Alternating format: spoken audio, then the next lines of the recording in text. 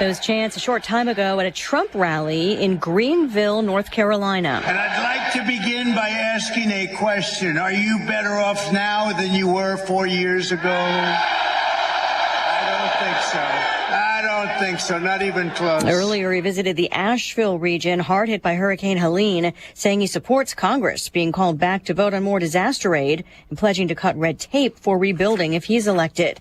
Vice President Kamala Harris just telling a Michigan campaign event she did work at McDonald's after Trump worked a fry machine at a drive-through over the weekend as he accuses Harris of lying. Earlier in Pennsylvania, Harris calls for being clear-eyed about this moment, including the housing shortage. As a devout public servant, I also know the limitations of government. I want to work with the private sector. I have in my career the skills, the breadth, the depth of value in those active partnerships benefit us all. She is also heading to Wisconsin, appearing with former Republican Congresswoman Liz Cheney in all three of those so-called blue wall battleground states today.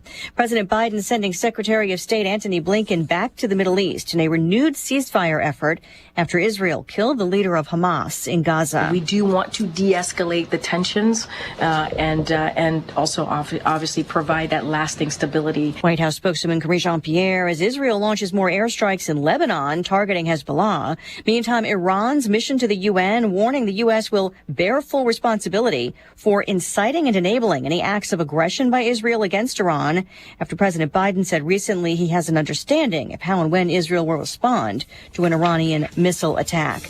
Mixed finish on Wall Street, the Dow down 344. America's listening to Fox News.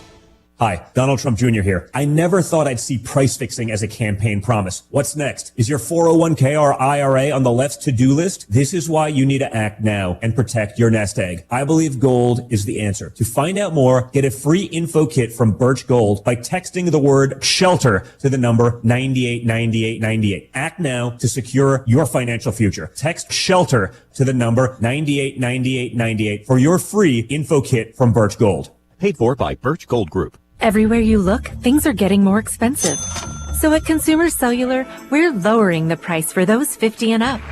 Now you can get unlimited talk, text, and data for $30 a line when you buy two. That's just $60 a month for 2 unlimited lines. So if you're 50 and up, make the switch and save. Come on, you've earned this.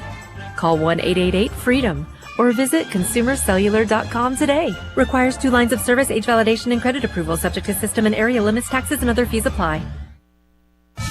5 New Yorkers exonerated in a rape case from decades ago are now suing former President Trump. The men, once referred to as the Central Park Five, say in their lawsuit they were defamed by the Republican presidential nominee.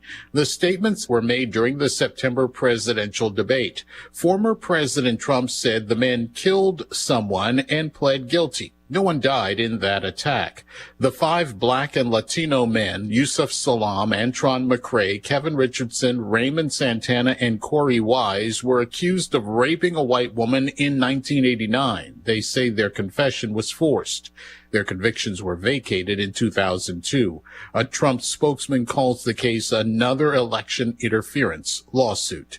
Gernal Scott, Fox News. The U.S. tells the UN Security Council it would be dangerous and highly concerning if North Korea sends soldiers to fight alongside Russia in Ukraine.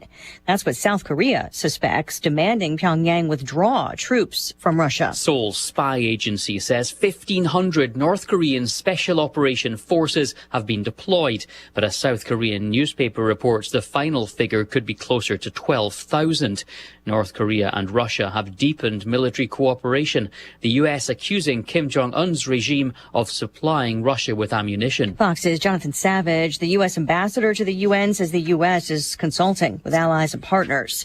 The day after the New York Liberty won the WNBA championship, the Players Union just announcing they're opting out of the current collective bargaining agreement 2 years before it expires. The league had record attendance and viewership this year, helped by star players, including Caitlin Clark. The union leader calling it a new era, saying they'll fall behind an evolving world if they keep the current agreement. Again, the Dow drops 344, the S&P also lower, the NASDAQ up 50. And Lisa Brady, Fox News. You think football is still fun? Yes. Sir? Yes, no.